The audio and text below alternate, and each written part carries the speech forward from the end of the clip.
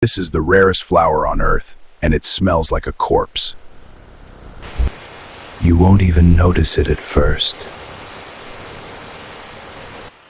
But something is growing inside.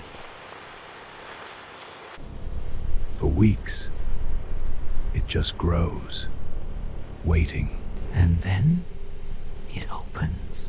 Is Rafflesia, the corpse flower. It smells like rotting flesh. Would you go closer?